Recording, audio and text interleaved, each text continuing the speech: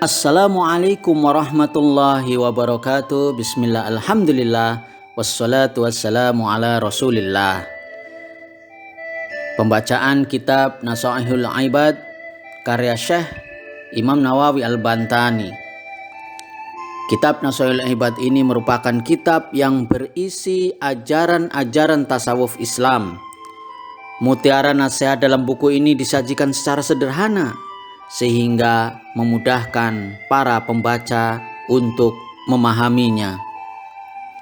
Baiklah, kita masuk makalah 1 dan 2. Untuk makalah 1, iman dan solidaritas sesama, hadis yang pertama. Qala Rasulullah sallallahu alaihi wasallam, khaslatani la syai'a afdalu minhuma, al-imanu billah wan naf'u lil muslimin. Rasulullah sallallahu alaihi wasallam bersabda, khaslatani la syai'a afdalu minhuma. Ada dua perkara, tidak ada sesuatu yang lebih utama dari dua perkara tersebut. Apakah itu? Al-imanu billah. Yang pertama adalah iman kepada Allah Ta'ala. Dan yang kedua, wan naf'u lil muslimin. Yang kedua adalah berbuat kebajikan, berbuat kemanfaatan kepada seluruh kaum muslimin atau kepada sesama muslim. Hadis yang kedua, qala Rasulullah sallallahu alaihi wasallam, man asbaha la yanwi dzulma ala ahadin ghufira lahu ma jana wa man asbaha nusratal madlumi wa qada'a hajatil muslimina kanat lahu ka'ajrin hajjatin mabruratin. Rasulullah sallallahu alaihi wasallam bersabda, man asbaha la yanwi dzulma ala ahadin. Barang siapa yang pada waktu pagi hari tidak mempunyai niat untuk menganiaya, berbuat zalim terhadap seseorang, ghufira lahu ma jana, maka ia akan diampuni dosa-dosanya yang telah berlalu. Waman asbaha nusratal madlumi, dan barang siapa pada waktu pagi hari memiliki niat untuk memberikan pertolongan kepada orang yang dianiaya, wa qada'a hajatil muslimina, atau memenuhi hajat orang-orang Islam, kanat lahu ka'ajrin hajjatin mabruratin, maka baginya mendapat pahala seperti pahala haji yang mabrur. Hadis yang ketiga, qala Rasulullah sallallahu alaihi wasallam, ahabbul ibadi ilallahi ta'ala anfa'un nasi linnas wa afdalul a'mali idkhalus sururi ala qalbil mu'minin yadrudu anhu ju'an aw yakshifu anhu karban aw yaqdi lahu dainan. Qala Rasulullah sallallahu alaihi wasallam, ahabbul ibadi ilallahi ta'ala, hamba yang paling dicintai Allah Ta'ala adalah anfa'un nasi linnas, adalah orang yang paling bermanfaat bagi orang lain. Wa afdalul a'mali idkhalus sururi ala qalbil mu'minin, dan amal yang paling utama adalah membahagiakan hati orang mukmin. Yatrudu anhu ju'an, dengan menghilangkan laparnya, au yakshifu anhu karban, atau menghilangkan kesusahannya, au yaqdi lahu dainan, atau dengan membayarkan hutangnya. Hadis yang keempat, Rasulullah Shallallahu Alaihi Wasallam bersabda, wa khoslatani la syai'a akhbathu minhuma syirku billah wadzuru bil muslimin. Wa khoslatani la syai'a akhbathu minhuma, dan ada dua perkara, tidak ada sesuatu yang lebih buruk dari dua perkara tersebut, yakni asyirku billah, yakni berbuat syirik kepada Allah Ta'ala, wadzurru bil muslimin, dan mendatangkan kemudaratan, mendatangkan bahaya kepada muslim yang lain.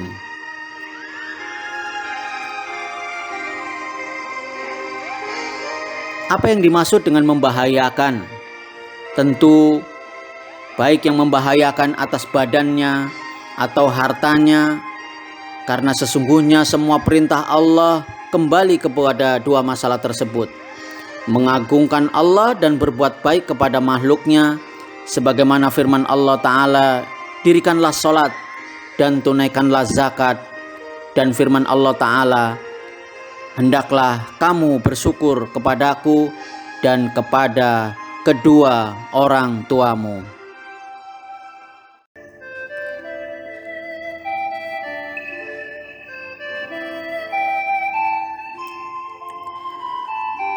Kita masuk kepada makalah kedua, dekat ulama dan patuh kepada hukama. Hadis yang pertama, qala Rasulullah sallallahu alaihi wasallam, alaikum bimujalasatin ulama'i wastima'i kalamil hukama'i, fa innallaha ta'ala yuhyil qalba al-mauta binuril hikmat kama yuhyil arda al-mayyitata bima'il matar.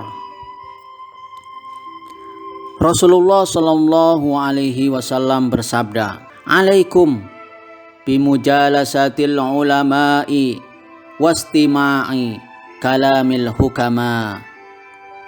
Hendaklah kalian berkumpul dengan ulama dan mendengarkan ucapan hukama. Fa innallaha ta'ala yuhyil qalbal mayyita binuril hikmah.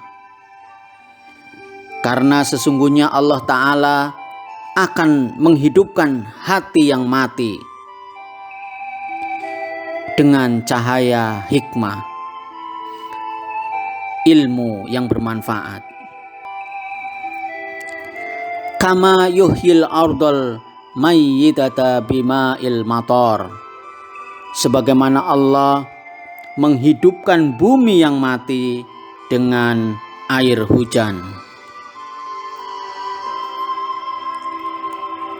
Hadis yang kedua, qala Rasulullah sallallahu alaihi wasallam, jalisu al-kubara wasailu al-ulama wa khalitu al-hukama.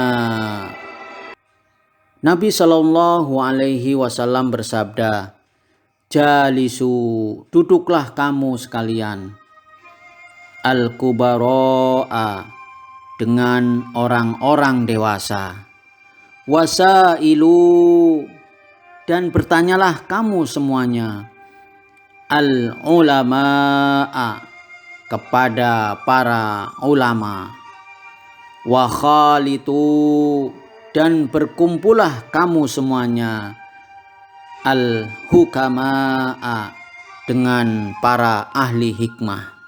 Hadis yang ketiga, qala Rasulullah sallallahu alaihi wasallam,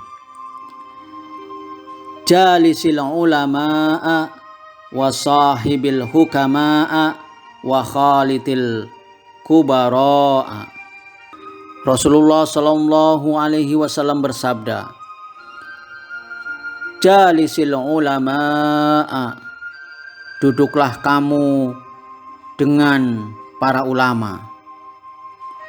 Wasahibil hukama'a, dan bertemanlah dengan para ahli hikmah. Wa khalitil kubara'a, dan berkumpullah dengan kubara. Sesungguhnya ulama itu ada dua macam. Yang pertama, orang yang alim tentang hukum-hukum Allah. Mereka itulah yang memiliki fatwa atau ashabul fatwa. Dan yang kedua, ulama yang mengenal akan Allah. Mereka itulah para hukama, ahli hikmah, al-arif billah. Kedua golongan ulama ini sama-sama menitik beratkan kepada upaya perbaikan akhlak, karena hati mereka selalu melihat dengan ma'rifatnya terhadap Allah dan selalu terbuka dengan cahaya keagungan Allah.